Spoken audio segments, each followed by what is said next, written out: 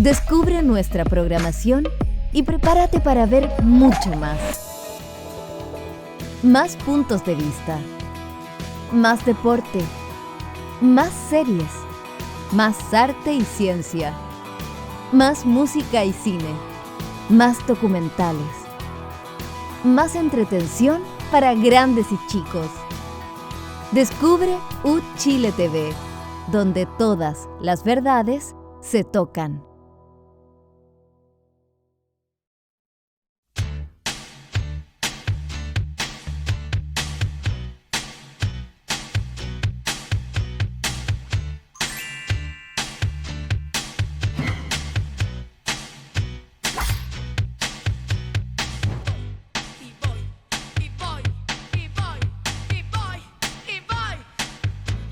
¿Cómo están ustedes? Bienvenidas, bienvenidos a un nuevo capítulo de Descabellada. Saludamos a todas las personas que nos ven a través del 11.2, las señales por cable, YouTube de Universidad de Chile o UChile TV, y quienes nos escuchan en Radio Universidad de Chile 102.5. Hoy vamos a conversar sobre el debate presupuestario en el Congreso y la estrategia del ministro Marcel para garantizar su tramitación. También vamos a analizar los alcances de una batalla que se pone al rojo vivo, la batalla por Santiago, los dos Orrego, tratando, ¿no es cierto?, de ganar esta segunda vuelta por la gobernación de la región metropolitana. Y también vamos a hablar de la prisión preventiva resuelta por el Tribunal de Garantía en contra de Katy Barriga. Y por último, si nos queda tiempo, por supuesto, vamos a hablar de la crisis de los hospitales que pone en jaque las gestiones del gobierno. En todo caso, en nuestro espacio de conversación vamos a estar conversando con la directora del Colegio Médico, Ana María Arriagada, para conocer la magnitud precisamente de esta crisis. Pero paso a saludar a mis queridas compañeras. ¿Cómo estás, Alejandra Matus? Muy bien. Te veo bien. Gracias. Ya. ¿Y usted, querida, cómo va? Bien también. Muy bonitas las dos, ¿ah? Muy bien. Así somos aquí. nosotras. Sí, pues.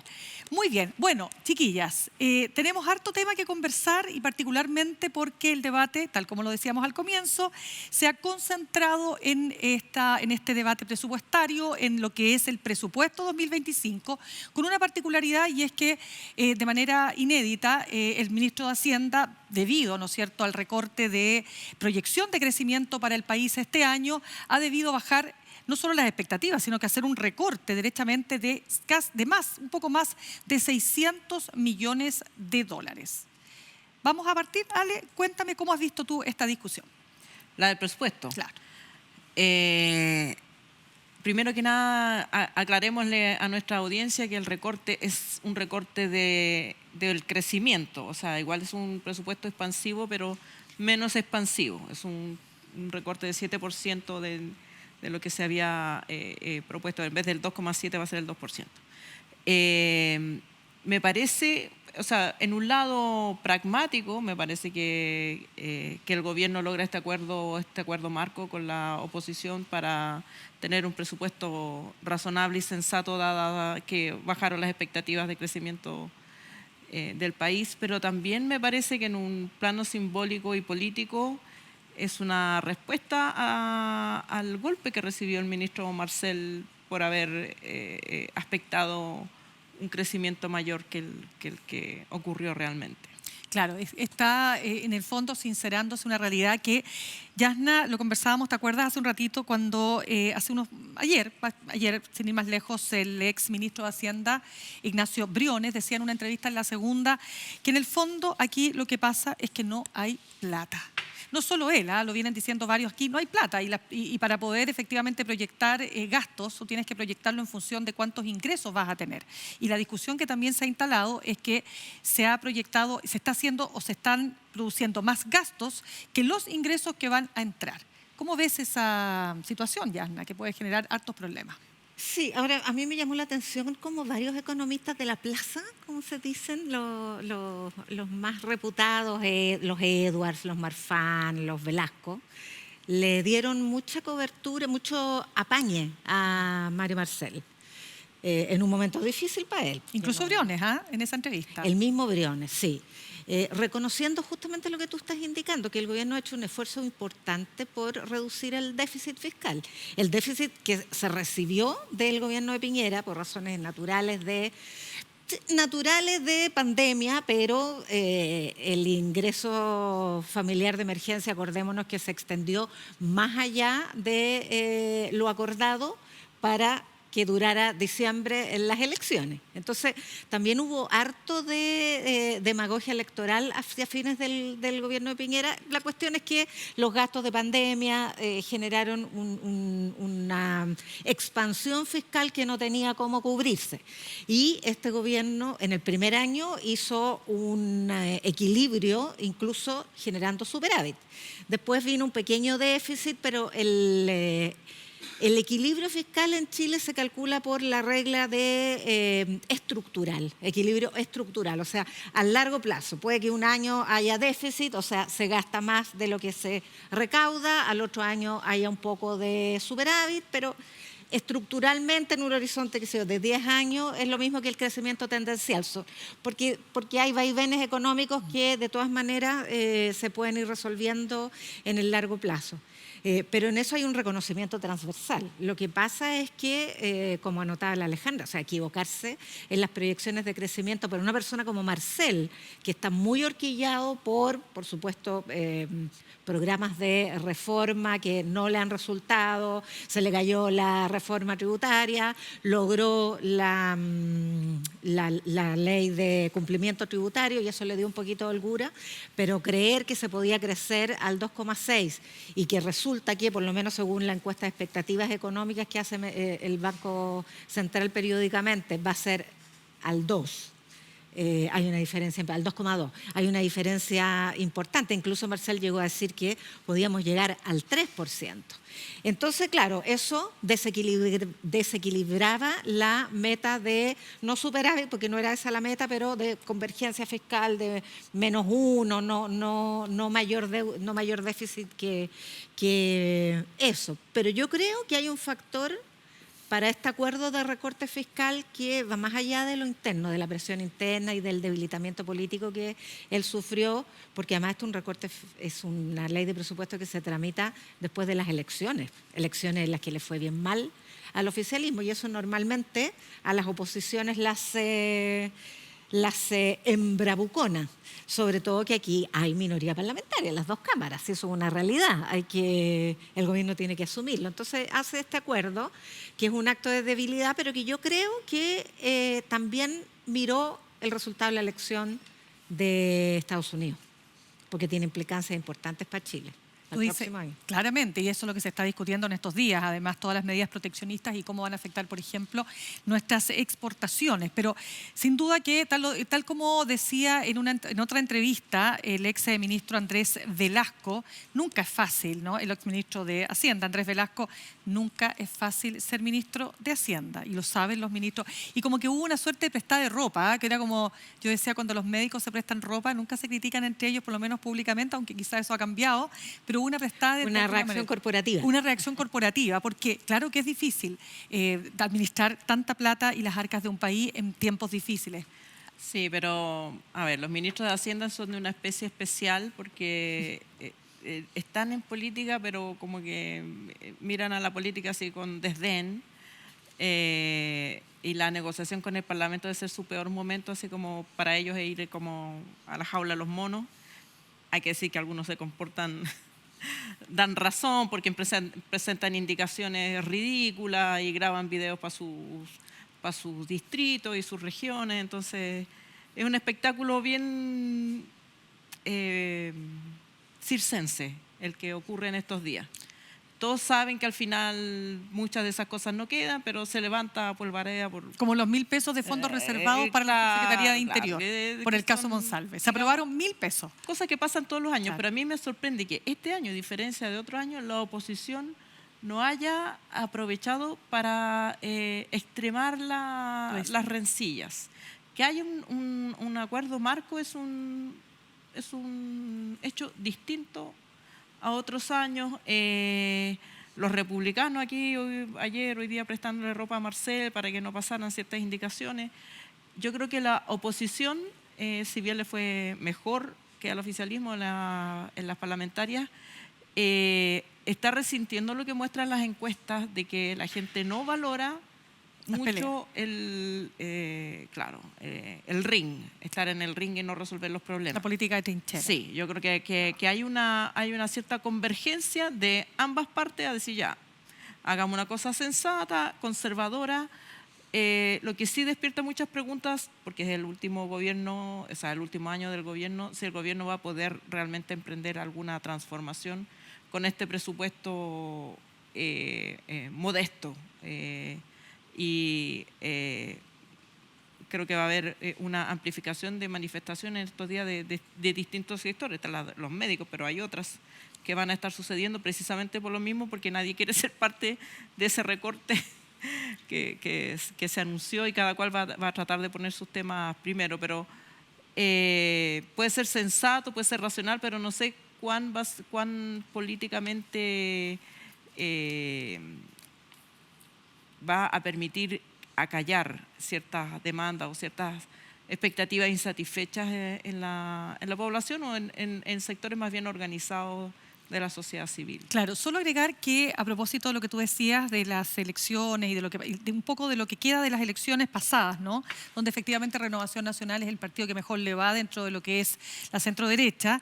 Y bueno, precisamente Marcela ha estado conversando y ha estado, digamos, su acercamiento es con Chile Vamos. Recordemos que Republicano siempre ha tenido una postura mucho más refractaria a llegar a acuerdos.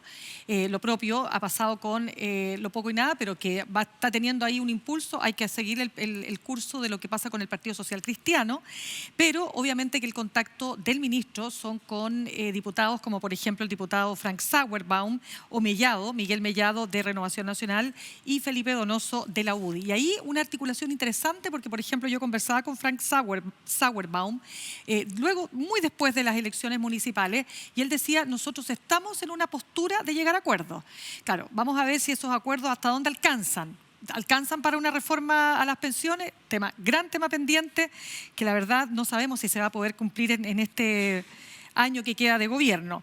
Pero pasaron varias cosas más esta semana, Yasna, y una de ellas, de las que más llamó la atención, fin de semana o semana que pasó. Déjame hacerte una observación solamente sobre las reformas, porque no solamente la previsional, que también tiene un protocolo de acuerdo con plazos y con criterios, o sea, esta posibilidad del préstamo que ocasiona el despliegue de la campaña de las AFP, de que no le voy a prestar al de al lado. Y que sigue, Sí, por que eso. sigue en la radio. Sí, más súper que nunca, fuerte. porque en enero se tiene que votar en el Senado, se tiene que despachar. En la reforma previsional, lo que pasa es que ha pasado mucho tiempo, entonces se nos olvida, pero está en segundo trámite constitucional, o sea, se aprueba en el Senado, comisión mixta, está lista. Y hay un protocolo de acuerdo con criterios bien avanzados, por supuesto no es la reforma que se proponía, pero un puntito para solidaridad de género, 2 de préstamo para... muy optimista Yasna Levin, parece. No, lo que pasa es que son acuerdos políticos que se tienen que cumplir. Sí, pero es que no se han cumplido otros acuerdos ya. Y ayer anunció Marcel que apenas termine la tramitación del presupuesto, se presenta el proyecto de impuesto a la renta, que es un impuesto que baja la carga corporativa, que es el anhelo que han presentado los empresarios porque están en 27% de impuesto corporativo. Y quieren bajarlo a 25 y hay un acuerdo para eso. Bueno, los empresarios piden a 23, pero el gobierno lo quiere bajar a 25, pero a cambio de subir el impuesto a las personas, a las rentas altas. Pero ahí, de cuchufleta también, como todo esto, lo que está tratando de hacer el mundo empresarial es que se comparta este costo de las rentas altas también con las rentas bajas, pues. Porque en Chile siempre, no sé si han escuchado, que se reclama mucho que muy poca gente paga impuesto a la renta, claro, porque los ingresos son bajísimos. Son bajos, claro. Entonces, estos frescolines que ganan 700.000 pesos mensuales y no pagan impuestos, son unos frescos. Entonces, bueno, va a haber un aumento. Ya, por supuesto, estoy diciendo una ironía. Claro, déjame darte la palabra después del tema que ya quería... Se nota demasiado, pero déjame darte la palabra después del punto que quería plantear, antes de ese punto, que tiene que ver con las declaraciones del comandante y jefe del ejército, Javier Iturriaga. Solo, como decías tú, Ale, el tema de cuando empiezan a levantarse ciertos temas que son muy sectoriales o muy, digamos, propios de ciertos sectores ideológicos, como por ejemplo las llamadas piedras en el zapato para la derecha o para cierta derecha, terapias hormonales para niños trans, el Instituto Nacional de Derechos Humanos o Todos el los años presupuesto le quitan el del Todos Ministerio el de año Cultura. le quitan el presupuesto Los derechos al humanos, Instituto de Derechos Humanos, claro. que digámoslo que en términos del gran presupuesto no es nada, digamos, no. Y le quitaron, digamos, bueno, y metieron una indicación que es inconstitucional, si es que además es el momento de la insensatez política del presupuesto. Es verdad, como dice Alejandra, que se ha tranquilizado un poco, porque además ya están empezando a resolverse cuestiones que le van a tocar al gobierno siguiente. Pero el fin de lo que ellos llaman tómbola, que es el sistema de admisión escolar, Sí. lo eliminaron. No hay admisión escolar en Chile si esto no se repone. O sea, Pero se va a los reponer niños- en el Senado. Y claro, ya, pero son no, estos pero- puntos De acuerdo. de insensatez. Pero esto de los niños trans, esto de las terapias hormonales, que es un tema que se ha levantado muchísimo, a ver, fue tema de campaña de Donald Trump y lo levantan los grupos más conservadores, mucho más conservadores que el propio Chile Vamos. Estamos hablando de republicanos fundamentalmente y Con la de ayuda de los... un reportajillo en TV. Bueno, y siempre se saca, oye, y se saca a relucir este famoso reportaje de Santiago Pavlovich, que es un reportaje de informe especial. Santiago plantea ahí una tesis, ¿no? Las tesis son tesis, ¿no? Tú puedes rebatir la tesis, tú puedes dar otros argumentos. No hay una mirada única en el mundo. Efectivamente ha habido discusión y controversia, pero esto no significa que ahora resulta que todas las terapias hormonales de los niños trans son malas. Y esa parte me parece compleja porque se instala ahora en la discusión del presupuesto.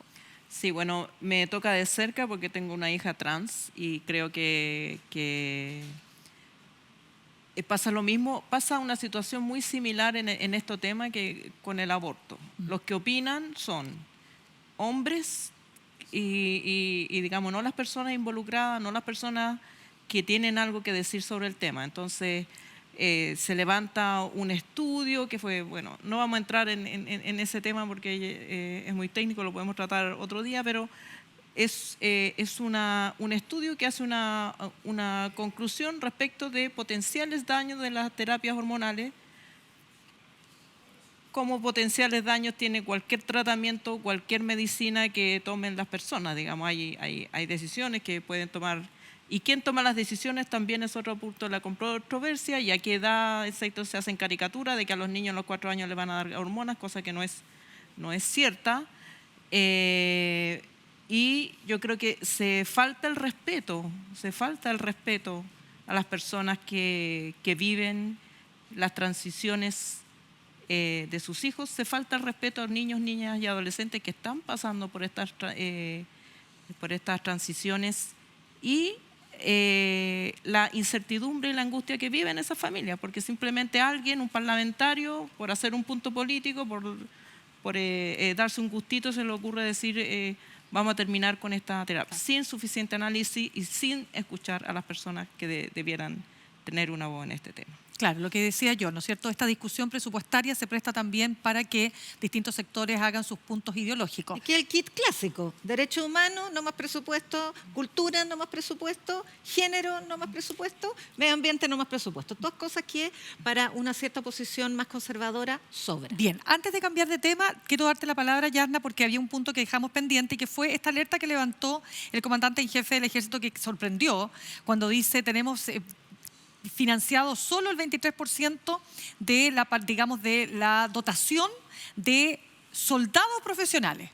Y todos quedaron, wow, aquí algo está pasando. Fuerzas Armadas, además, muy requeridas para los estados de excepción en el sur, para el norte, para la frontera, bla, bla. Entonces, a ver, ¿qué está pasando? Y finalmente la ministra de Defensa, Maya Fernández, dijo, descarto categóricamente que eso sea así. Bueno, ¿qué pasó? Claro, pero es que la gente no le cree, porque si el comandante en jefe del ejército dice algo así, genera, por supuesto, sorpresa. Y lo que ocurre es que efectivamente el comandante en jefe dijo una verdad, pero lo que pasa es que los chilenos y las chilenas no sabemos qué es la tropa profesional. Y resulta que ese ítem representa el 4% de la dotación militar. O sea, es una tropa especial que se forma con los conscriptos que quieren seguir sus carreras, pensando en luego reincorporarse a la escuela militar como suboficiales o como oficiales. Pero el ejército de Chile, la dotación, es un 80% oficiales y suboficiales. No tiene nada que ver con lo que dijo o con lo que se extrajo, sin ninguna explicación. Puede ser, también, Entonces ahí claro. a mí me llamó la atención, porque claro, como uno no sabe estas terminologías de la organización militar, dice, chuta, no hay soldados, po. O sea, Bueno, también está el dato de que los soldados soldados profesionales se extraen de los conscriptos, que ahora en Chile son voluntarios fundamentalmente, a menos que no se han hecho convocatorias obligatorias en el último tiempo. Entonces, es un porcentaje como ha bajado muchísimo la postulación a la conscripción, entonces bajan también los calificados a pasar a tropa profesional, que entiendo por las explicaciones que entregó el Ministerio de Defensa, no es un problema de presupuesto, es un problema de disponibilidad del recurso humano para capacidad de reclutamiento. Exactamente. O sea, si no hay en Chile había, antes de Antuco, acordémonos de la tragedia de Antuco, cuando murieron más de 40 soldados en una marcha fatídica Y bajo Putre, la nieve. ahora. Claro. Ahora, el año pasado, este año, a principios de año, sí. tuvimos el caso de Putre, un soldado muerto, un conscripto voluntario, que fue muerto por malos tratos. Había 30.000 conscriptos con el servicio militar obligatorio. Se redujo después de Antuco y se generó una nueva mirada para el tema del servicio militar, que es como lo plantea la Alejandra, mirando más hacia la voluntariedad y hacia la profesionalización. Entonces se prefirió dejar una dotación de 12.000 plazas, que es la que existe hoy día, y que el general Iturriaga. Iturriaga. Dije Iturriaga, no, Sí, se cayó Iturriaga. el Es que carnet. hubo un comandante, Sí, hubo dos historietas. Iturriegas. Dos. Ya. Bueno, un poquito de descuento por eso. Ya. Descuento. Iturriaga. Efectivamente, 12.000 son la planta, digamos, el financiamiento, la dotación o el reglamento para servicio militar, pero se ha ido disminuyendo, pues bajó a 6.000. Porque postulan menos, no porque no haya Porque plata. postulan menos, y la idea es que haya mejores condiciones para hacer más atractiva la postulación. Porque también si tiene gente obligada no te sirve mucho. Espérate, bajó a 6.000. Este gobierno partió con 3.000 y ahora volvió a subir a 6.000. Pero claro, falta la mitad. Pero no es un problema de presupuesto, efectivamente. El tema en todo caso no se cierra acá, porque después tiene que ser discutido esto en el Senado, así que vamos a seguir conversando, pero no queremos dejar de comentar antes de terminar nuestro bloque esta situación que, claro, que golpea a Katy Barriga ahora con prisión preventiva. Va a compartir módulo con Leonarda Villalobos, esto es en la cárcel de San Miguel. Y a ver, tiene alcances, ¿no? Ella está siendo investigada, recordemos, por una defraudación. Este es un perjuicio, digamos, de más de 33.000 millones de pesos cuando fue alcaldesa de la comuna de Maipú. A ver, a mí me parece que, hay razones, digamos, formales, legales, las explicó el juez al cambiarle el presidio domiciliario por prisión preventiva efectiva. Yo creo que en parte son esos antecedentes, el informe de Contraloría, digamos, falsificación de los libros contables, y en parte es el abuso que ella ha hecho de su propia ¿Tú crees que eso le arresto pesó? domiciliario. Sí, o sea, uno Las puede dos decir veces que la han ido a fiscalizar y no estaba. y no está, o crear una cuenta para hacer lo que sea, digamos. Este era OnlyFire, no sé cómo se llama. On fire. Claro, OnFire. Pero así vendiera cosmético o vendiera Avon. O sea, se supone que el arresto domiciliario no debiera permitir que además se use eso como una acción para aumentar los ingresos. Perdona, ¿te puedo hacer un punto nomás? Sí. Que conversaba con un abogado el otro día que me decía una cuestión que, claro, cuando la ley se creó respecto de cuáles son las limitaciones que tiene una persona que está con arresto domiciliario, no existía Internet. Entonces, hay un vacío. Por lo mismo. ¿Te fijas o no? Por lo Claro. mismo ese vacío lo ocupa el símbolo social. Y el símbolo social es que está usando un privilegio. Porque otra persona en prisión preventiva o una persona en prisión preventiva en la cárcel no puede estar... ¿Cuál es la diferencia entre la prisión preventiva domiciliaria y la cárcel? Se supone que el lugar donde está ahí nomás, Correcto. pero no Tú dices tener privilegios adicionales. Tú dices que estiró Yo creo que ella estiró el estiró chicle. mucho el chicle, farandulizó la prisión y entonces deja a la justicia en ridículo. Pero Eso es lo que pasa. Camila Polisi ha hecho algo parecido, ¿no? También. Y es probable que Y se la también cambie. le va a llegar. Y también ¿Tú le va a dices? llegar. Porque Pero, perdona, hasta hasta que los parlamentarios hagan la pega y digan, bueno, en prisión preventiva, Claro, tendría que ser- domiciliaria, no se puede hacer hacerlo. Ojo que en un ámbito completamente distinto, pero hasta donde yo veo en Instagram, cada vez que tú te metes a Instagram, uno ve el vivo de Daniel Jadwe, que está seguramente en algún tipo de conversación, programa, etcétera. Uno se pregunta, claro, ¿hasta qué punto eso te puede jugar o no en contra? Es que yo recojo ese punto, Yasna. Sí, bueno, es que si vamos a hablar de la prisión preventiva, efectivamente, no es el caso ni de Katy Barriga, ni de Daniel Jadwe, ni de, por supuesto, ninguno de los que están Capitán Llave, porque tienen condiciones especiales. Katy Barriga no, y Leonarda Villalobos tampoco, que es la mujer que cae detenida, formalizada Igual por el caso están Hermosilla. en un ala para personas de alta connotación. El módulo 2 de la cárcel de mujeres, pero claro, de mujeres Sí. sin peligrosidad. Pero efectivamente en Chile se abusa de la prisión Pero ojo que ella preventiva. dijo que había sido amenazada de muerte, dijo su... Claro, Bueno, si la y cárcel- ese para mí ese es el punto central, que la prisión preventiva, de verdad, ojalá que no tuviera en los lentes quién, porque hay un abuso de la prisión preventiva. Y la prisión preventiva, en teoría, digamos, debiera ser: la persona necesita estar presa para asegurar que haya juicio, o sea, le puede ir a hacer daño a las víctimas que supongamos, un psicópata en serie, una persona así, le puede ir a hacer daño a sus víctimas, puede presionar a los testigos, se puede fugar. Digamos, son razones como muy... puede alterar, complicar la investigación. Exacto. Esas son como las causales. Sí, pero en Chile se usa esta otra causal que a mí no me parece justificada, que es el tamaño de la potencial pena.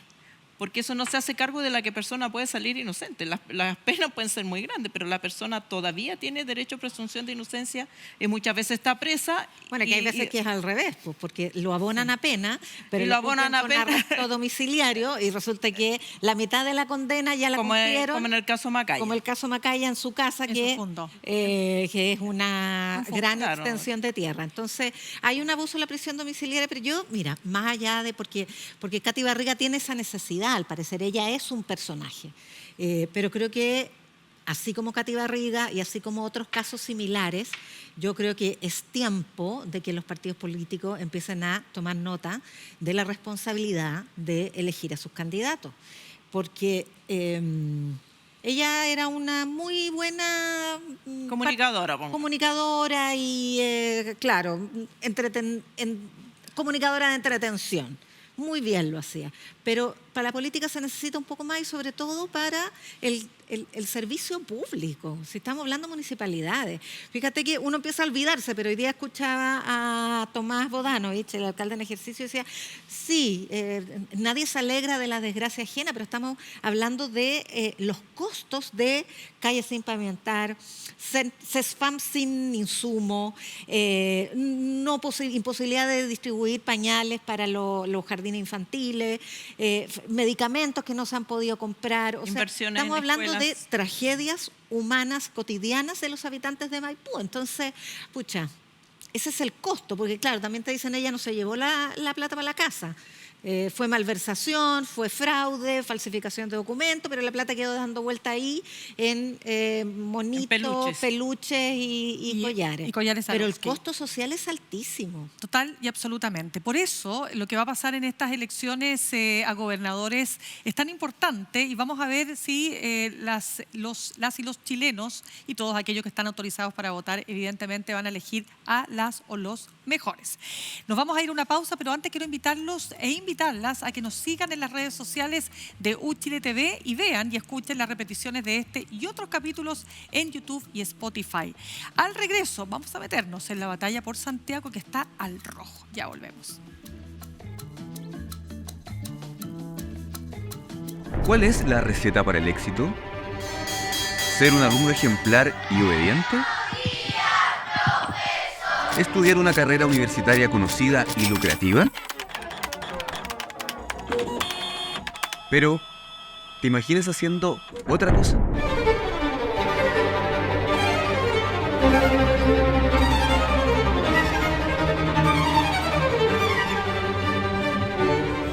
Quizás la mejor receta es simplemente hacer eso que te apasiona. Te invito a conocer personas valientes y sorprendentes que nos cuenten los secretos de sus oficios extraordinarios.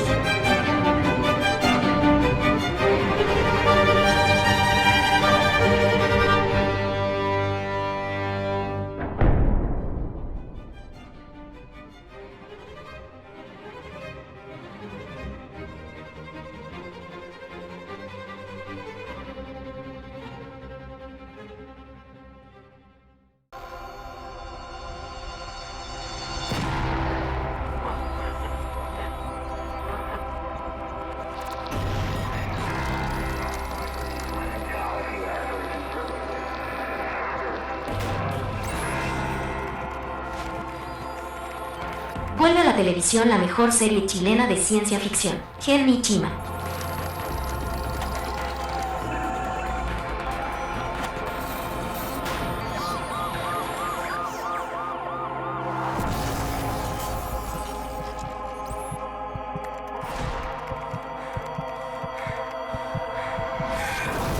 Gen Ichima. No te la puedes perder. Todos los jueves a las 23 horas solo en las pantallas de Uchile TV.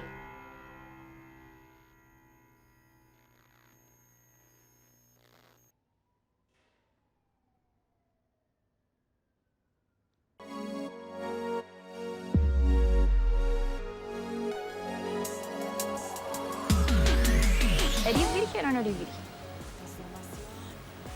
Wow. ¿Y vos? He estado con niños, con niñas, con niños, niñas. Nunca he estado con niños y niñas al mismo tiempo. Me gustaría hacer eso antes de morir. Transformación, transformación profunda, transformación, transformación profunda. A través del tiempo, todos deben enfrentar a su transformación.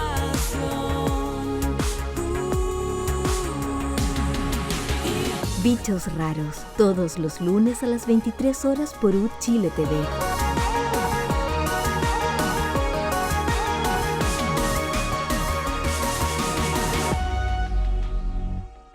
Ya estamos de regreso. Bueno, quedan pocos días para la segunda parte. Ya está lo que es el balotaje, ¿no es cierto?, en la carrera por las gobernaciones y las más, hay varias, pero las que diríamos que son las más emblemáticas por la cantidad de votantes, por lo que representa, bueno, naturalmente región metropolitana, sin duda, y lo que pueda pasar en Valparaíso, donde está el incumbente, pero además la candidata María José Hoffman de la UDI o de Chile Vamos. Por otro lado, aquí en la región metropolitana, la pelea, por supuesto, está entre los Orrego, entre Claudio y Francisco Orrego. Y ha crecido la polémica porque por ahí Claudio Orrego apareció en unas imágenes con candidatos de derecha y él se defendió diciendo, mire, esto solamente demuestra que yo tengo una relación transversal. Por supuesto, Eli Matei levantó la alarma y dijo, yo no tengo nada que ver aquí porque mi candidato es Francisco Orrego. Francisco Orrego además alega que lo están tratando de que está loquito porque Vlado Mirosevich, ¿no es cierto?, el diputado del Partido Liberal, decía que en realidad él tenía algún tipo de desajuste no emocional. Lo dijo con palabras no tan finas como las que estoy pronunciando, pero... No está en sus cabales. No está en sus cabales. Cuestión que, por supuesto, es, yo diría, no le ayuda, digo yo, a la candidatura de Claudio Orrego. Lo que menos aquí hay que hacer es levantar problemas de salud mental, porque el que esté libre de pecado, primero que nada, que tire la primera piedra.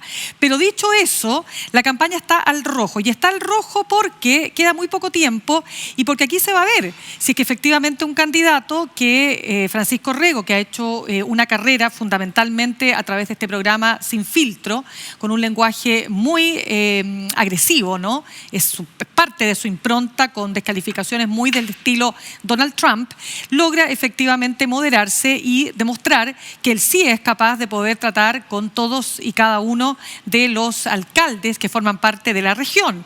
Y por otro lado, Claudio Orrego, que ha recibido, por supuesto, el apoyo de toda la zona, de todo el arco del oficialismo, la centroizquierda y la izquierda, entre ellos, por supuesto, también el Partido Comunista, y ahí como que Claudio Orrego dice, sí, muchas gracias, pero no se acerquen mucho.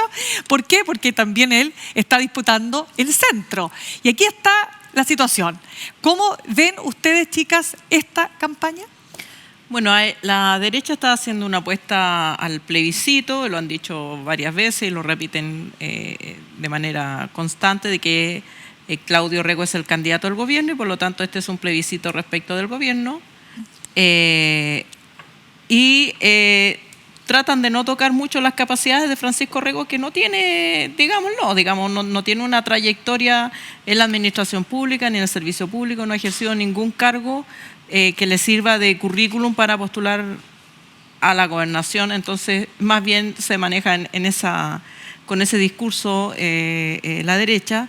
Y Claudio Orrego, por otro lado, al revés, haciendo gala de toda su trayectoria, incluso de las veces previas a esta campaña en que Evelyn Matei y otras figuras de la oposición alabaron su capacidad de gestión. Yo creo que que más allá de hacer predicciones que no, digamos, nunca le achunto, pero cuando hago una predicción no le achunto de que no lo voy a hacer, pero sí predigo que es un arma de doble filo para la derecha ponerlo en planteamiento como de plebiscito respecto al gobierno, porque si gana Orrego, ¿cómo vamos a tener que interpretar el resultado? ¿Que el gobierno ganó en el plebiscito? Pero si la derecha lo sabe que Claudio Orrego es mucho más que el gobierno, sabe. No, pero digámoslo, o sea, si tú lo encuadras en ese discurso y Claudio Orrego gana, entonces después vas a tener que inventar otro discurso para hacerte cargo de que, entonces, si era un plebiscito respecto al gobierno y Claudio Orrego ganó, entonces ganó el gobierno. Es buen punto lo que tú planteas, Sí. es muy interesante. ¿Yasna? Sí, antes de ir a la estrategia, me interesa mucho esta idea de los mitos, estas figuras mitológicas que inventamos en Chile y que están súper presentes en esta contienda de Claudio versus Francisco, porque Francisco es el mito del facho pobre. A eso me refiero con mitos, no voy a ir a la mitología griega. Es el facho pobre que en la cara virtuosa de la descalificación es el meritócrata, el hombre que viene de abajo y que se hizo solo. Ahora, en este caso tiene poco sustento eso porque se hizo ¿qué? Solo, se hizo panelista de programa de televisión. Y de abajo tampoco viene, porque si bien es primera generación profesional, estuve mirando y él estudió en un colegio en Villa Alemana que cuesta 350.000 pesos mensuales. No era. Pero digamos, la familia se esmeró y se esforzó mucho. Entonces, el meritócrata o en lenguaje Twitter, el facho pobre. Y el otro es el cuico, el de la vieja política, el príncipe. Claudio Orrego Larraín. Claudio Orrego Vicuña. Vicuña, perdón. Claudio Orrego Vicuña.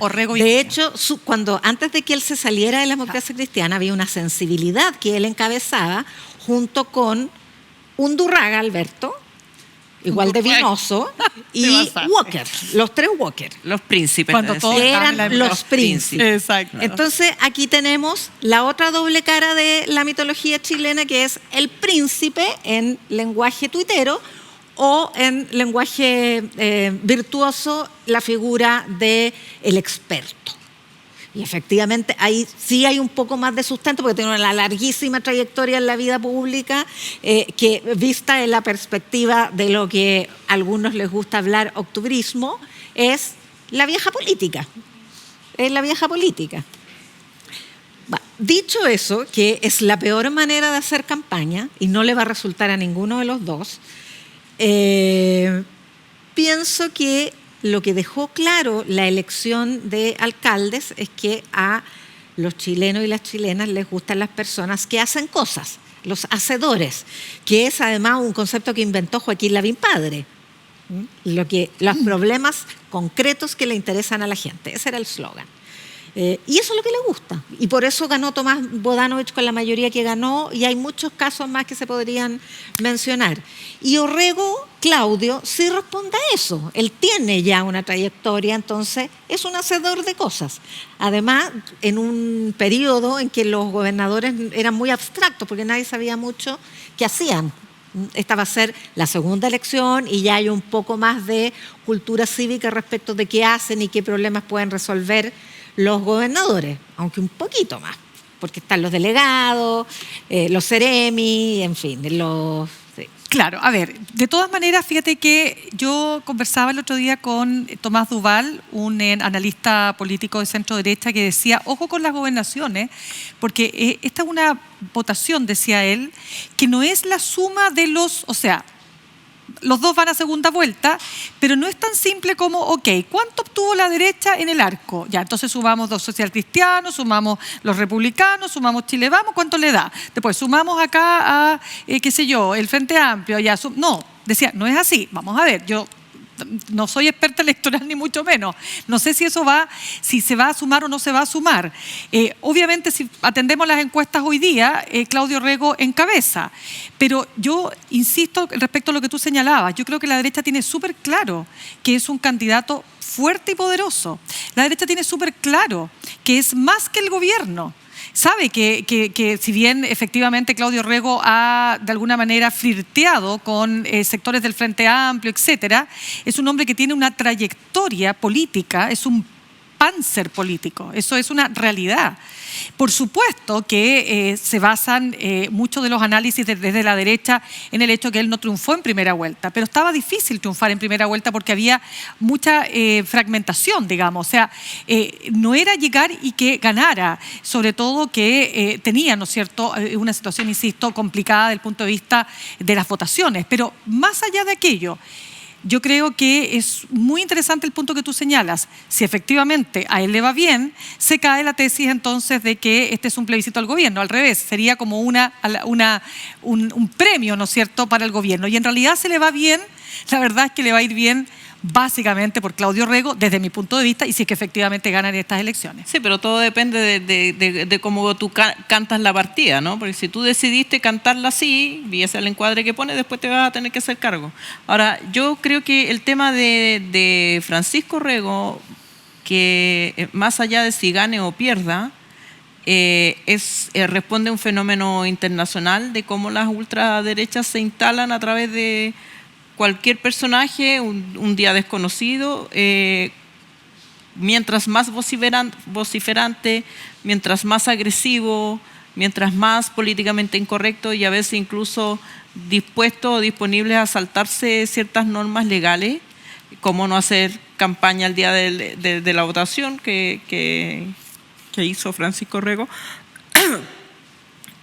mejor les va. Y yo creo que ese es el fenómeno que hay que observar por el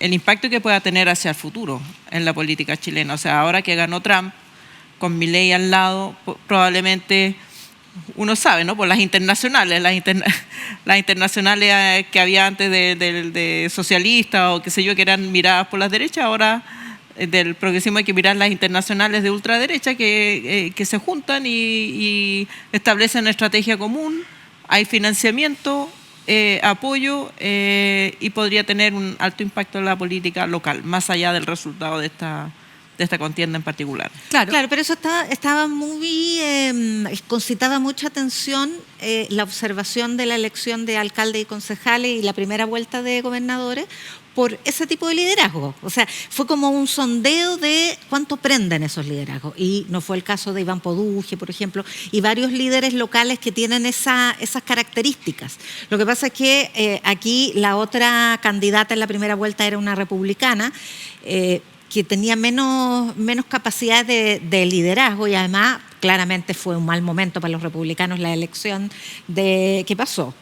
Y es bien complejo. O sea, digo eso porque no estoy tan segura de que esa impronta, que es, yo creo, la que están tratando de destacar de Francisco Orrego, funcione. Y ojalá no me equivoque. Pero lo que sí va a funcionar, para bien o para mal, es la tracción mutua de Francisco Orrego con Evelyn Matei.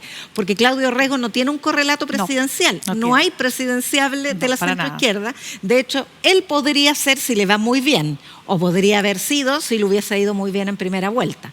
Pero en el caso de Matei, ese abrazo del oso, que fue tan vistoso cuando la noche en que ganó la derecha las elecciones de alcalde y concejal, porque la ganó a todas vistas, él fue a la casa de Evelyn Matei, bueno, junto con todos los ganadores, y la abrazó, la elevó, porque además es bastante como maceteado, le dio una vuelta. Esa imagen puede ser o muy valiosa o muy perversa, si es que le va muy mal.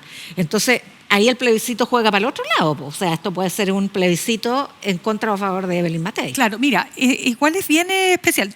Basta ver el programa Sin Filtro. Es un programa que tiene un alto rating a nivel redes sociales, ¿no es cierto? Porque tiene la particularidad, para los que no lo han visto, yo diría que fundamentalmente, más allá de lo que se dice, de quiénes participan. Entonces, hay un juego ahí de levantar mucho a los extremos. Hay personas también, ha ido gente del socialismo democrático, de la centro derecha también, centro izquierda, pero hay como una fascinación con estos bichos raros de los extremos, de personas que se representan a sí mismas, que no representan a nadie más que a sí mismas o un par más.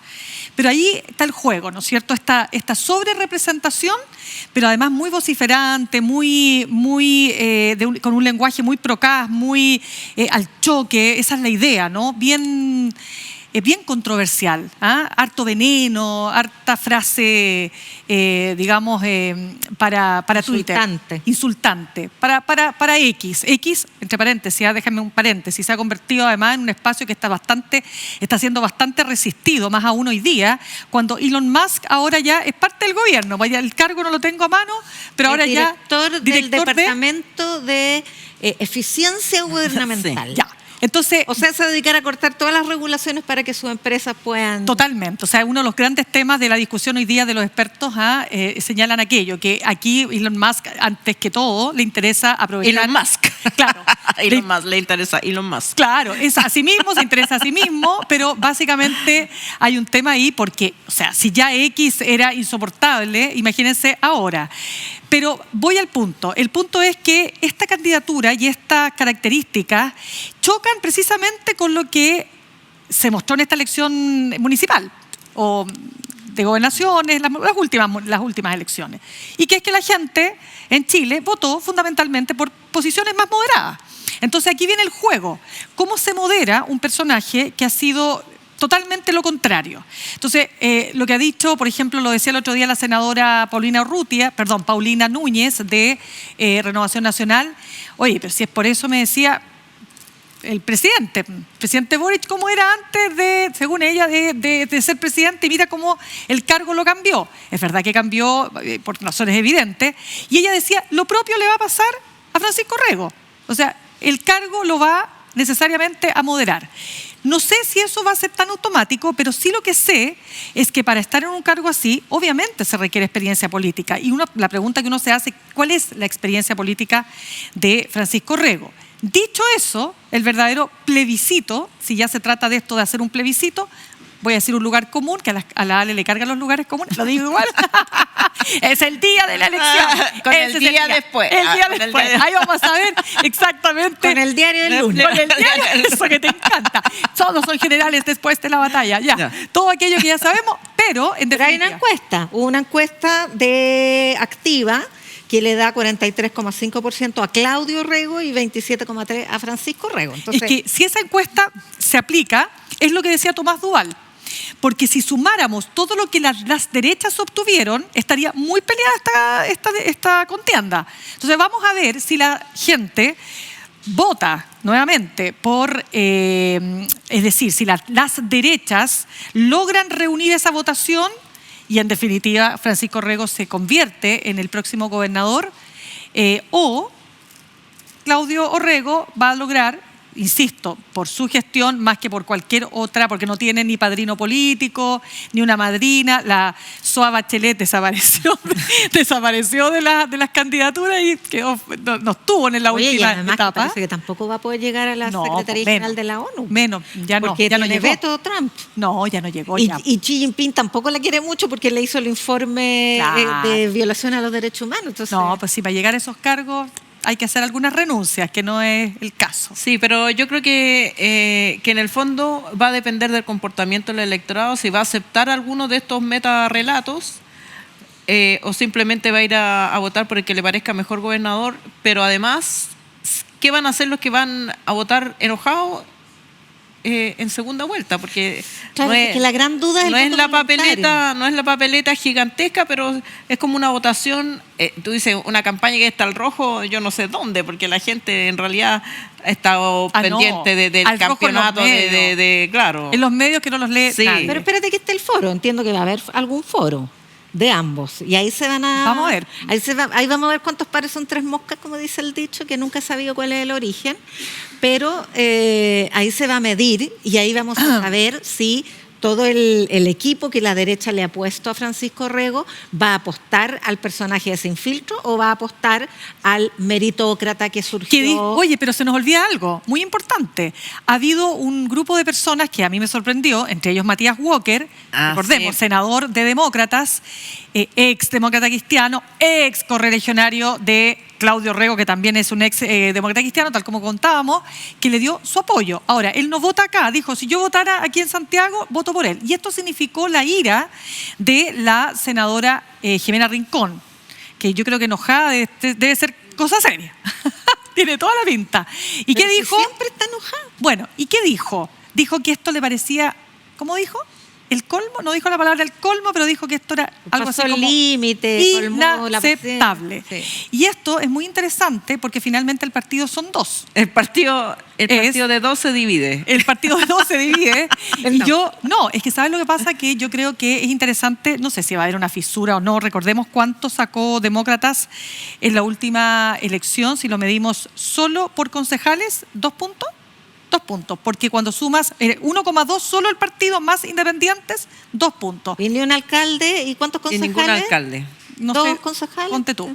Entonces, es concejales. El partido más irrelevante con más prensa en Chile. Es interesante. Exacto. O es interesante. Pero con votos nada. Entonces, ¿Cómo? de interesante, no sé. Bueno, no, digo interesante. nuestro ejercicio, para el tejido. Es interesante que, por ejemplo, personajes como el propio Andrés Velasco, que daba una entrevista este fin de semana, que formó Ciudadanos, un partido que ya se extinguió, o sea, nació También y se partidos extinguió. entre amigos del barrio. Pero ponte tú, y finalmente él dice, no, yo voy a votar definitivamente, o sea, no sé si va a votar, pero... Claro, pero fue su una voto- carta de Claro. como referentes intelectuales Que votaron, que estuvieron por el del rechazo. mundo del rechazo, donde está Velasco, está Javiera Parada, está Cristóbal Bellolio, Sí.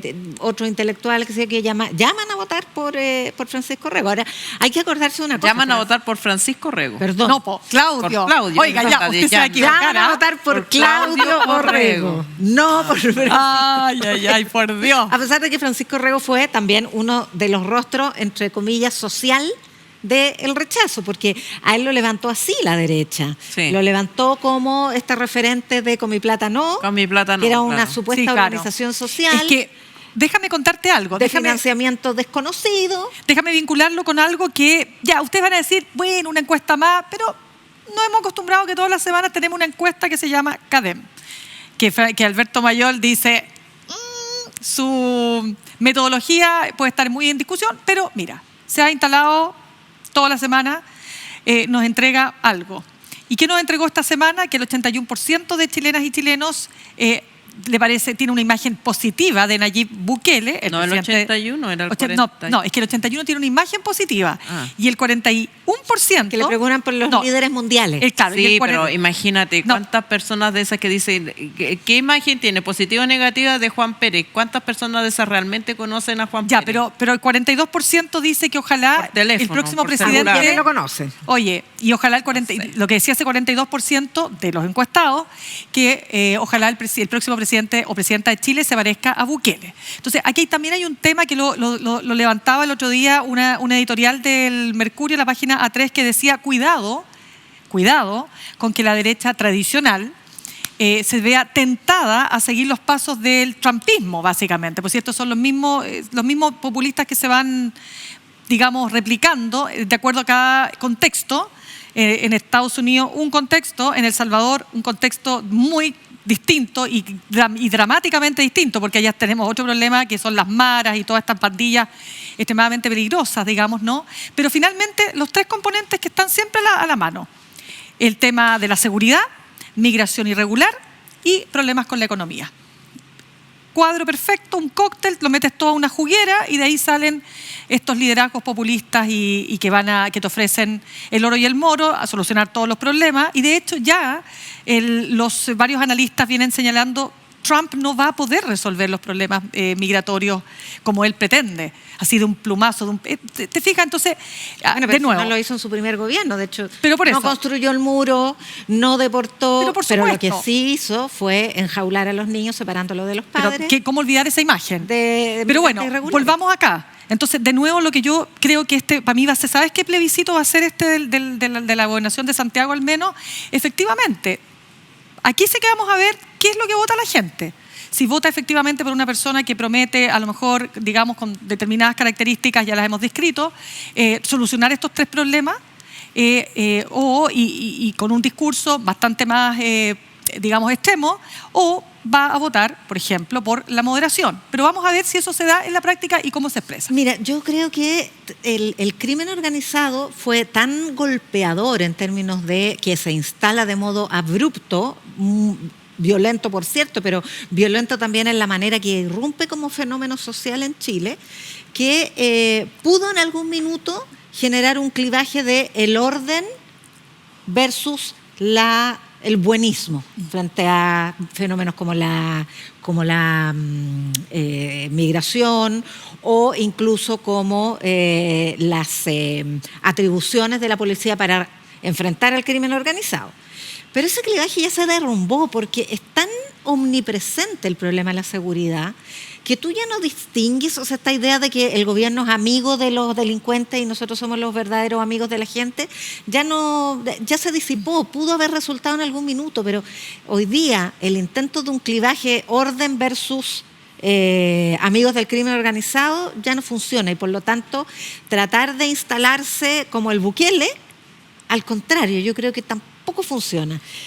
Ahora, sí hay otros clivajes que acompañan el de la seguridad y que son el del conservadurismo en términos de valores morales, sexuales, quiero decir. Lo de las hormonas, lo de lo que llaman despectivamente ideología de género y en general, o sea, si por algo hablamos de patriarcado, porque hay un poder masculino que se resiste a ceder. Eso sí prende.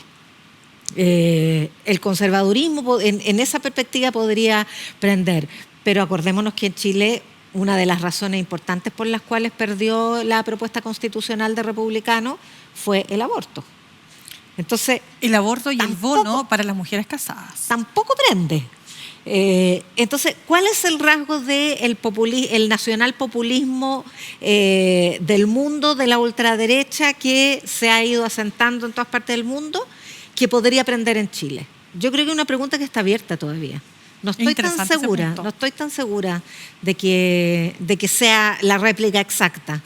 No somos Argentina. Y cuando lo vimos, que fue para el Consejo Constitucional, cuando efectivamente arrasó republicano, la verdad es que lo que hubo ahí es una coyuntura perfecta con un momento de inseguridad y particularmente de crímenes de carabineros que potenció esa votación. Nos quedan 30 segundos, Ale, ¿alguna? Sí, yo creo que en el caso de Francisco Orrego, él tampoco ha estado jugando a ser Francisco Orrego en esta fase. Yo creo que para medirlo, digamos, con este parámetro, él tendría que estar a lo Trump, así siendo igual de vociferante de lo que ha sido en Sin Filtro. Y no, está jugando a una supuesta moderación. Yo creo que ahí ya no queda nada de Francisco Orrego como para ponerlo como una carta diferenciadora de Claudio Orrego, entre uno y dos que plantean lo mismo. Uno ya lo ha hecho, el otro no ha hecho nada. Bueno, uno con guayabera uno con guayabera no hay. Ahora tampoco puede darse la voltereta porque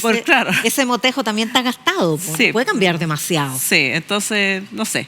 Bien. Misterio, lo veremos el día de la elección. Como decíamos, ¿cómo se llaman las verdaderas elecciones? ¿Cómo es? Los verdaderos plebiscitos son, ya no me acuerdo, algo así como el día de la elección. Ya, nos vamos a ir un breve corte y vamos a estar conversando en un ratito más con la presidenta del Colegio Médico, porque queremos Ana María Arriagada. ¿Y por qué? Porque tenemos un problema de crisis muy profunda, digamos, en la salud pública. Queremos entender de dónde, cómo, por qué se extiende esta crisis, qué pasa con las listas de espera no auge, cómo se sale de esto al regreso.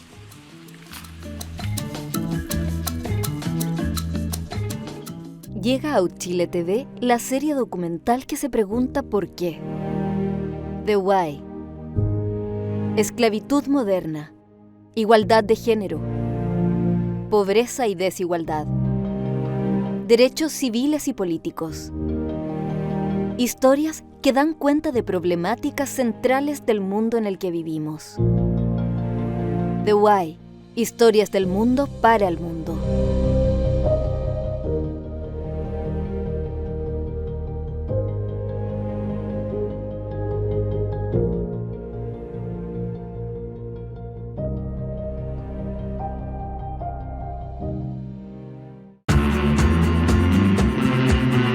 Yo creo que siempre me dijeron, más que cualquier cosa, que tenía que ser una mujer correcta, de bien. Tenía que ser señorita. Y tenía que llegar virgen al matrimonio. Responsable, buena mamá y buena esposa.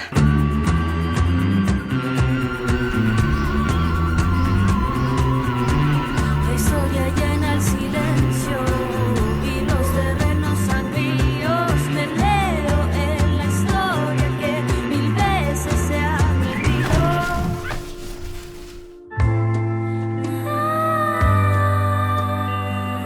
Tomar desayuno, hacer aseo, ver series coreanas mientras tejo. Lavar la loza, doblar la ropa, ordenar. Arreglar a los niños para ir al colegio, preparar las colaciones, ir a dejarlos al colegio.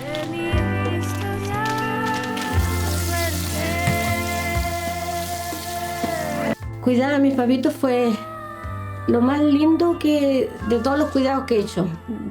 Llega el momento que como hija tiene que cuidar a su mamá.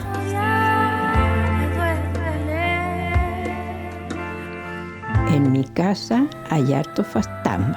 A mí no me da miedo, al contrario, me hacen sentir acompañada. Yo creo que son otras mujeres que vivieron en esta casa, en otra época.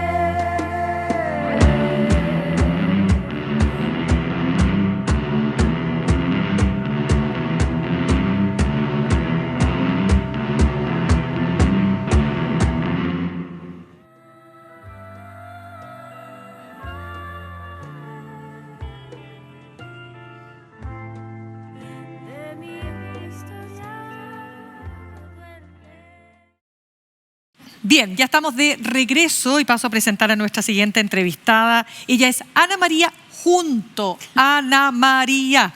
Yo sé si estará mal escrito. No. Tom no se equivoca. Ana María Arriagada, presidenta del Colegio Médico. Ana María, gracias por estar con nosotros esta tarde aquí en nuestro programa de Descabelladas. Buenas tardes a ustedes tres, ya a los televidentes. Ya pues, tenemos harto tema que conversar con Ana María. Ana María, decía hoy día el senador Juan Luis Castro, senador socialista, expresidente del Colegio Médico, por lo demás, hace hartos años, pocas veces hemos tenido una magnitud de crisis hospitalaria como la que hoy estamos viviendo. ¿Es así? Yo diría que sí. Ahora, los hospitales somos bien resilientes, porque en el fondo, de alguna manera, esta crisis ha hecho o ha develado esta forma tan tremenda de asignar el presupuesto, ¿cierto? Un presupuesto que siempre se designa como a la baja. Esto de que los hospitales gastamos recursos, ¿cierto? Y en septiembre siempre nos llegaba una remesa que salvaba un poco. Yo no sabía que uno empezaba como a pedirle a tu director o a tu jefe, en el fondo, más recursos, y él decía, espérense que me llegue la remesa. Y este año nosotros no entendimos al principio por qué esto no llegaba. Y se empezaron como a levantar. Nosotros en el colegio somos una mesa nacional, pero tenemos 20 regionales. Y tenemos reuniones con ellos una vez al mes. Y ellos empezaron a levantar estos temas y también a llamarme. Y hace como un mes atrás me llama una amiga que trabaja en un hospital que tiene una gestión impecable.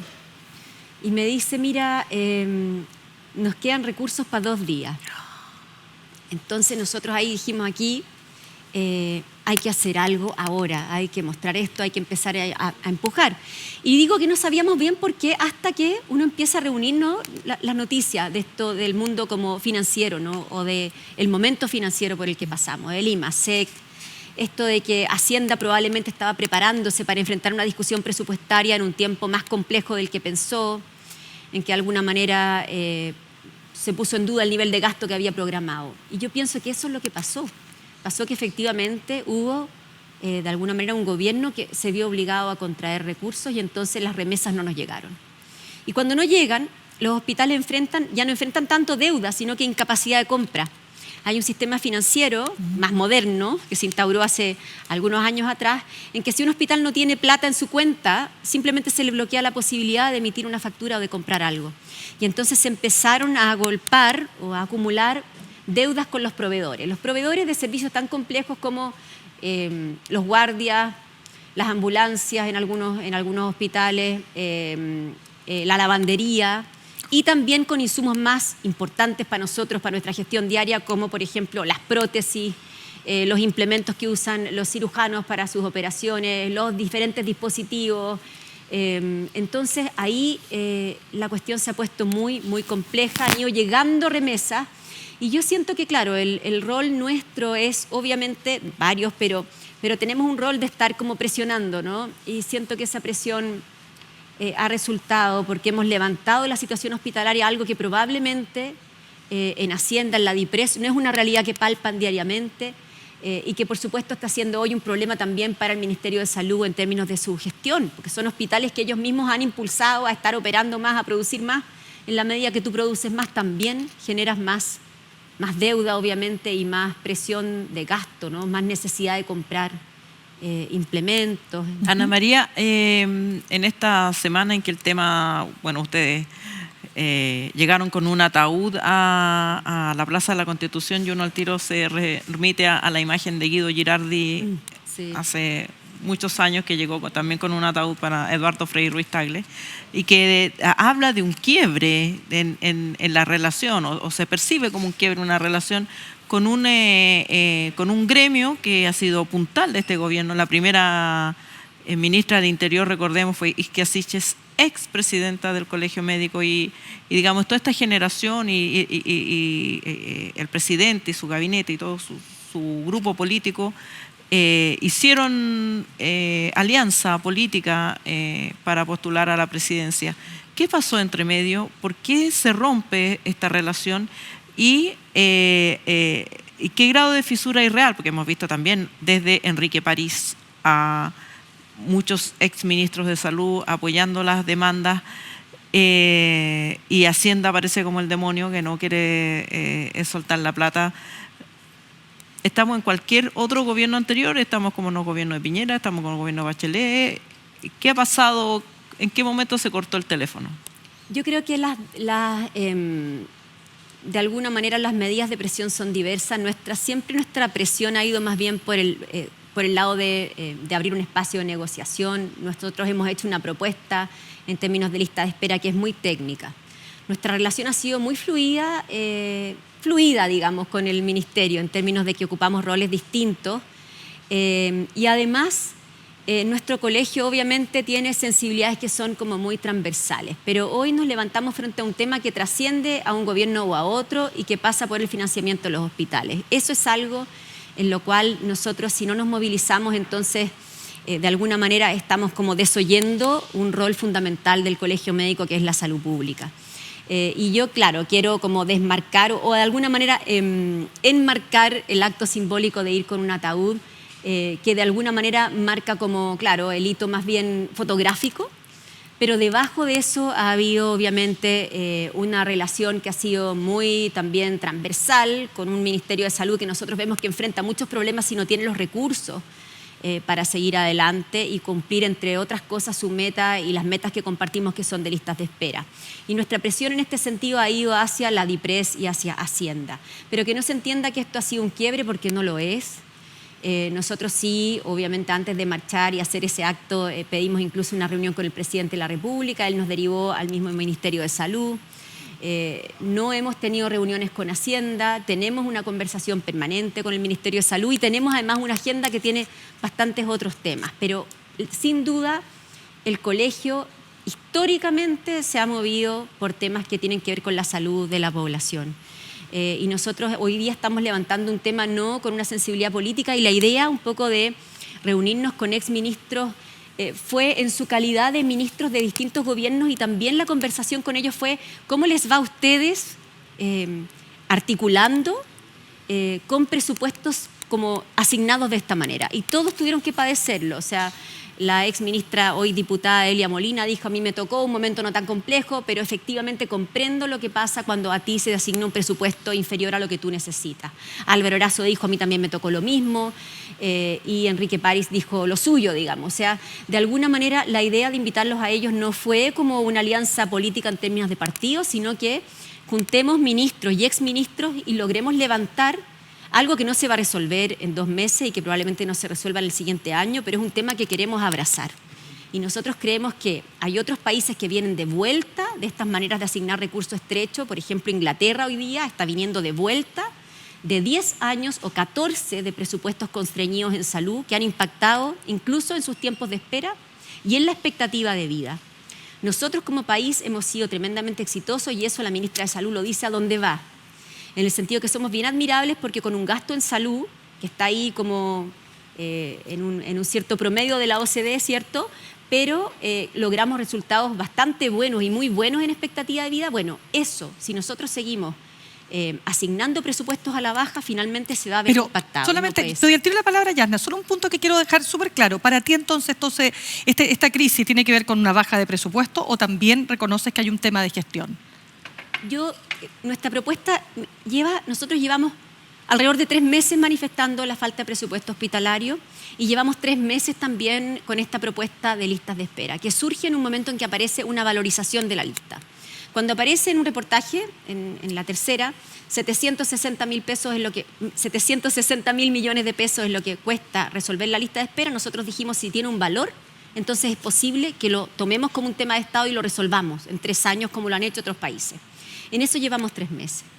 Entonces la verdad es que este es un tema que hemos levantado como un tema de Estado. Se me olvidó tu pregunta. La pregunta es si esto también tiene que ver con gestión. Está bien. ¿Sabes por qué? Sí, Porque es de las nuestras. Bien. No, es que ya sé por qué me perdí. Porque esta propuesta lleva 3 meses dando vuelta. Claro. Y en estos 3 meses la hemos hecho andar y hemos tomado muchas cosas. Y por supuesto hay un mundo, ¿no? Un mundo de algunos institutos de salud pública, un mundo académico. También Paula Daza, Paris, Luis Castillo, que hicieron sus aportes desde el punto de vista de gestión. Porque efectivamente hay un sector que siempre pone más bien el acento en la gestión. Y nosotros creemos eso, bienvenido sea, porque todos reconocemos que hay bolsillos de ineficiencia y hay una obligación además que es una obligación ética muy profunda, que siempre ha estado muy ligada a la salud pública, de que tú tienes que preocuparte por el uso eficiente de los recursos. Digo siempre ha estado en la salud pública porque con la crisis actual del sistema privado es también una obligación y siempre lo fue. Siempre que tú administras salud, tienes una obligación ética de que eso sea eficientemente utilizado. La campaña es bien dura, dice la salud de Chile agoniza, el sistema tocó fondo, el jingle de radio por lo menos. Sí. Y cuando uno escucha a los amigos de la salud privada o a esta tecnocracia que evalúa la salud como desde la perspectiva de una empresa, lo que te dicen es pésima gestión en los hospitales, son una bolsa sin fondo, se ha subido el presupuesto desde 2020 hasta ahora 28%, pero la eficiencia es mínima y eso es lo que ha obligado a ir entregando remesas como por goteo para evitar que se desbande el gasto. Yo enfrento eso de una manera como bien pragmática y en base a los datos. Chile no tendría los resultados sanitarios que tiene si no tuviera una salud pública fuerte y robusta. Nosotros no tendríamos ni la expectativa de vida, ni la mortalidad materna, ni los resultados que tenemos, no tendríamos la implementación del GES, que si bien tiene atrasos son del menos del 2%, no tendríamos los resultados en una serie de parámetros. No tendríamos además funcionando algo que es súper paradigmático propio y que nos tiene que hacer sentir orgullosos y que es, por ejemplo, la ley de urgencia. El hecho que un paciente, cualquiera sea su previsión, FONASA, tiene una emergencia y el lugar más cercano que tiene es una clínica, ese paciente es atendido con el mismo estándar que cualquier otro paciente y esa cuenta la paga el seguro público. Eso que se traduce en miles de millones de pesos y que salva la vida de muchas personas en este país, sin preguntar cuál es tu previsión. Entonces yo creo que uno puede decir que hoy día efectivamente tenemos una crisis importante, pero eso no quiere decir que no reconozcamos todo lo que la salud pública hace año a año, históricamente, por el 85% hoy día de la población que se atiende ahí. No tendríamos... Pero en particular la gestión hospitalaria. O sea, esto es un pelambre a los directores de hospitales. Sí, mire, la gestión hospitalaria yo creo que puede mejorar, pero incluso en la presentación y en la presentación que hizo la ministra ante la subcomisión mixta, ella mostró unos gráficos súper interesantes en que ponía productividad hospitalaria y gasto. La mayor parte de los servicios, 12 de los servicios, que son 29 servicios, están en un punto en la parte del gráfico que dicen gastan más pero producen más y alrededor de 12 de ellos también gastan más porque atienden más complejidad. No están todos ahí, hay experiencias dispares, pero yo creo que aquí el tema pasa por gestión, pero de nuevo, no hay posibilidad de gestión si usted no tiene recursos. Y para nombrarle un ejemplo, uno de los de las mejores políticas que ha implementado el Ministerio de Salud son los CRR, que son los centros que en el fondo lo que hacen es mover más un pabellón. Eso lo hacen prácticamente con 0 recursos. Lo que se busca ahí es un fuerte liderazgo de alguien que encabece esa gestión del pabellón, cronometrar los tiempos entre un pabellón y otro, promover todo lo que es la atención prehospitalaria del paciente para que llegue con sus exámenes al día. Eso se ha traducido en muy buenos resultados en tiempos de espera quirúrgico. Eso es 0 gestión. Sin embargo, cuando usted lo implementa, usted termina necesitando más recursos porque efectivamente pone los pabellones a trabajar, necesita más recursos humanos, más recursos de aseo, más implementos, más prótesis. Entonces, la gestión va ligada a la necesidad de más recursos. Yo creo absolutamente, y el Colegio Médico además tenía una línea histórica de también preocuparnos del tema de la gestión. Nosotros hacemos seminarios sobre gestión, sobre productividad, y sin duda parte de nuestra propuesta en lista de espera pasa por matricularnos mucho con el seguimiento de estos recursos y con la gestión. Pero no todo se explica por falta de gestión y yo niego rotundamente la premisa de que este sea un sistema ineficiente o que los hospitales no hagan su trabajo mayoritariamente de forma buena porque no tendríamos los resultados que tenemos y los resultados sanitarios se explican por el sistema público, dado la gran volumen, Ana María, precisamente para allá va mi pregunta, que porque a raíz de la ley corta y de la crisis de la ISAPRE, hoy día FONASA atiende al 85% de la población, que digamos es básicamente toda la población, continúa todavía la migración hacia FONASA. Y estamos en un momento, lo discutíamos en un momento, en que el gobierno está poniendo restricción al gasto presupuestario. ¿Qué posibilidad hay de que el Estado como tal expanda el gasto en salud para atender las necesidades de una población que es mayor en el sistema público? Que las listas de espera se han incrementado en este lapso de falta de recursos y que atienda además la propuesta de ustedes de modificar la lista de espera, que implica también gasto. La propuesta nuestra lo que hace es abordar la lista de espera al día de hoy, busca hacerse cargo de los casi 3 millones de chilenos que esperan al día de hoy. Pero a la vez, si uno de alguna manera asume el presupuesto hospitalario de una manera menos restrictiva y más realista, eso permite que el hospital se ponga en movimiento y se acumulen menos pacientes. La migración de pacientes a FONASA ha sido fundamentalmente de pacientes jóvenes que han aportado su 7%, han seguido atendiéndose por modalidad libre elección con sus prestadores privados, probablemente tenían sus médicos tratantes y los han mantenido, pero no ha sido de los pacientes más bien crónicos o más enfermos. Ellos están cautivos en las ISAPRES y por eso también han sido materia de preocupación nuestra, ¿sí? Ahora lo que llama la atención, y de nuevo aquí es como entonces es un ingreso adicional más bien. Sí, pero eso quería recalcar que es algo muy, yo diría, impactante y de poco sentido común. Cuando FONASA recibe casi 1 millón más de cotizantes con su 7%, el Estado inmediatamente equilibra y le quita el aporte fiscal.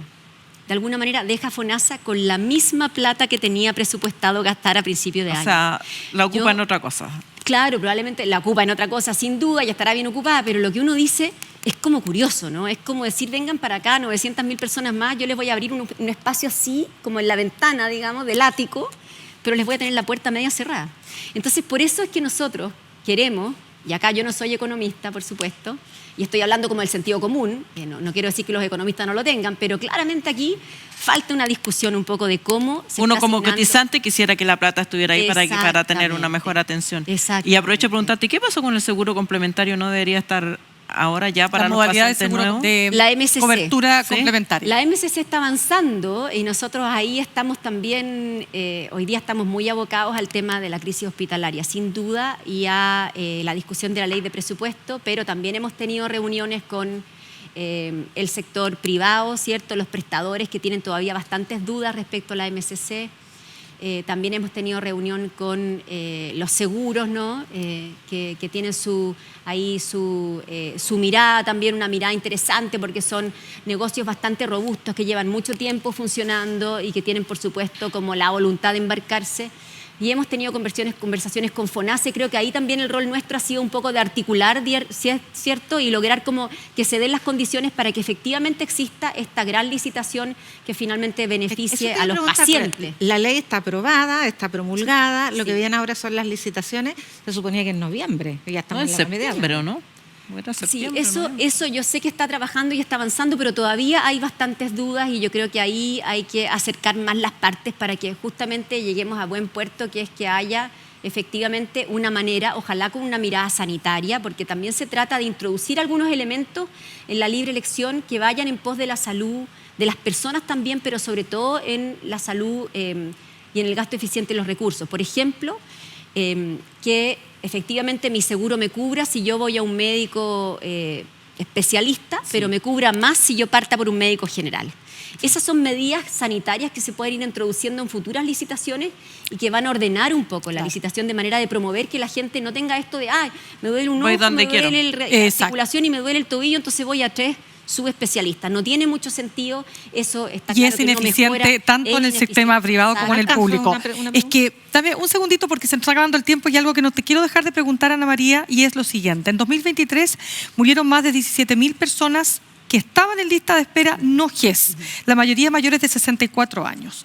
Cuando uno habla con distintos expertos, dependiendo en qué lugar se encuentra ese experto, políticamente o lo que tú quieras, por ejemplo, te van a decir, sí, pero ojo que de esos, no sé, del 100, 10% realmente tiene que ver con personas que murieron esperando ser atendidas. Pero luego te dicen otros, pero cuidado, porque no es tan blanco y negro. Una persona que está necesitando, no sé, una operación a la cadera, se va a deteriorar su salud o va a ver, tú, médica, lo entiendes mejor que yo.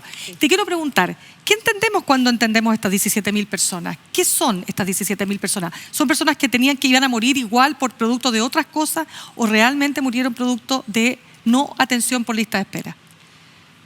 La lista de espera no GES en general es una lista, claro, que de alguna manera, para decirlo de otra manera, el GES fue una política y es una política tremendamente exitosa porque prioriza personas con una gran carga de enfermedad, con enfermedades más complejas o más graves. La lista de espera no GES, por lo tanto, como que no ocupo en eso. Y por ejemplo, tanto, la operación de cadera. Exacto. O el tabique nasal, que el otro día me hablaba una alumna que su papá lleva 14 años esperando la operación de tabique nasal. Sí. Si tú me preguntas a mí, uno diría, claro, si uno analizara eso y tuviera todos los datos, nos vamos a encontrar con personas que probablemente fallecieron a causa de la falta de esa operación. Porque sin duda, si yo tengo un problema en la cadera que me impide moverme bien, que hace que yo tenga que tomar, por ejemplo, muchos antiinflamatorios, los antiinflamatorios terminan dañando mis riñones, ¿cierto? Entonces a lo mejor se me agrava una hipertensión y eso hace que yo finalmente me muera de un infarto. Nosotros en general, como no tenemos los datos de eso, ¿cierto? Ni es no tenemos posibilidad de desgranar mucho eso porque tendríamos que tener como un departamento así con 15 personas tipo NASA. Eso. Claro, y además esos datos, la verdad, los debe tener el ministerio. Pero yo lo que quiero señalar acá es esto, que si una persona se muere esperando, es una persona que sufrió dolor, es una persona que se tuvo que repetir varias veces muchos exámenes, es una persona que vive una situación de indignidad o de poca dignidad, es una persona que ha tenido que gastar tiempo, que ha tenido que ir una y otra vez a un servicio a preguntar qué pasa con él. Entonces, es una persona que tal vez muchas veces entre salir por unas vacaciones prefirió quedarse porque pensó que lo iban a operar. En los hospitales de pronto hay pacientes que se suspenden 3 o 4 veces de una operación. Entonces, eso es una situación muy injusta, es una situación muy dolorosa y más allá de que uno pueda decir de esa lista no todos se murieron por la causa que los tenía esperando, la verdad morirse esperando no es una situación digna para las personas, ¿cierto? No es justo y acarrea una cantidad de sufrimiento y una percepción como de que de alguna manera, pucha, a mí el sistema me dejó de lado. Dejado, claro. Sí. Quiero volver a los hospitales y a la gestión, porque uno de los problemas que acusan en general los médicos y las personas que conocen el mundo de la salud pública es el ausentismo del personal de salud, que ha aumentado montones, de 15 días promedio al año hace 20 años a 34 días, vi por ahí en una estadística.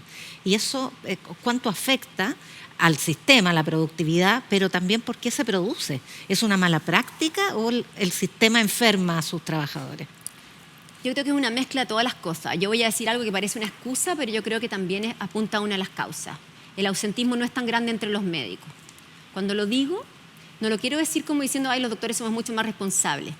Quizás como nosotros somos, de alguna manera, una élite dentro de un hospital, tenemos más posibilidades, muchos de nosotros somos ISAPRE, tenemos más posibilidades de atendernos más rápido, tal vez por eso faltamos menos.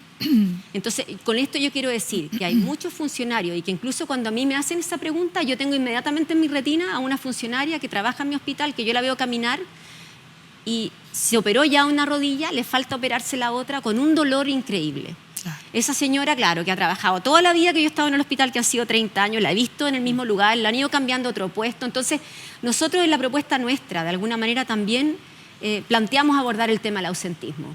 Lo hemos hablado también con otros actores, por ejemplo, en nuestras reuniones con la CUT, que nos hemos juntado con ellos y también tienen interés en plegarse a analizar el tema del ausentismo, porque yo creo que es un tema que pasa por varias cosas, que sin duda impacta en la productividad. Por ejemplo, el otro día lo hablábamos en una reunión nuestra de mesa, uno podría ser, ¿cierto?, que funcionaran mejor las unidades de atención a los funcionarios. ¿Te fijas? Ellos tienen sus unidades de atención dentro de los hospitales, pero con pocas horas, con pocos especialistas. Y tratar de facilitar que los mismos funcionarios nuestros tuvieran un acceso también más rápido dentro de su lugar de trabajo, porque si no, no se entiende, ¿no?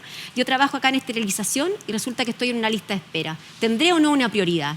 Yo diría que sí, porque en el fondo son personas que tienen que estar bien para cuidar a otros. Cierta prioridad, que no significa que los funcionarios se salten la lista de espera. Significa, por ejemplo, discutirlo abiertamente y decir, a ver, tenemos 15 funcionarios esperando una fractura de cadera, 5 están inscritos en este hospital, ¿por qué no operamos a uno cada 3 meses? O veamos cuál está más grave que otro, ¿no? Y darle cierta prioridad, porque esa es la gente que atiende a otros. Entonces, yo diría que el tema es bien complejo, ha ido en aumento y además está muy influido por el tema de la pandemia y por las condiciones de trabajo. Sí, yo sé que no alcanzamos a preguntar nada más, pero que es inevitable preguntarse dónde está la ministra de Salud, porque no la vemos aquí como actor relevante en esta discusión. Eso no me digo. Yo diría que la ministra está pasando por temas complejos, creo que a ella le toca padecer también una forma de diseño de lo que es la rectoría en salud, que es muy complicada porque ella no solo tiene la rectoría, todas las políticas, imaginémonos nomás lo que es un año con crisis de ISAPRE, ley corta, más todo el tema presupuestario, y al mismo tiempo estar vigilando, ¿cierto?, lo que es el funcionamiento de los servicios de salud. Eso es algo que incluso uno podría discutir si un ministerio tendría que tener estas dos cosas a cargo. Yo la encuentro ahí una mujer tremendamente inteligente, tremendamente preparada. Nuestra presión hoy día es Hacienda, Adipres y ojalá el mundo político para que de alguna manera, si la propuesta nuestra de lista de espera se materializa, el Ministerio de Salud, que generalmente tiene gente técnicamente muy preparada también, tenga los recursos para sacar adelante este problema que es un problema de Estado y eso por el bien de las personas. Ana María Arriagada, gracias por habernos acompañado. Seca. Sí, pues. Nos explicaste súper bien un tema complejo, pero que tiene que ver con algo que tú dijiste que no hay que olvidar, con la dignidad de las personas. De eso se trata. Es, ante todo, dignidad. Gracias infinitas. Y nosotras terminamos, pues, chiquillas. Se nos acabó el programa. Se fue volando. Se fue. Hasta el próximo. Hasta el próximo. Vamos a estar preparando ahí el análisis, como saben ustedes. Y bueno, a todos los que nos escuchan y nos ven. Y no olviden la repetición de Uchile TV. No me acuerdo cuándo se repite. El domingo. Ya, nos vemos la próxima semana. Que tengan un buen fin de semana. Cuídense mucho.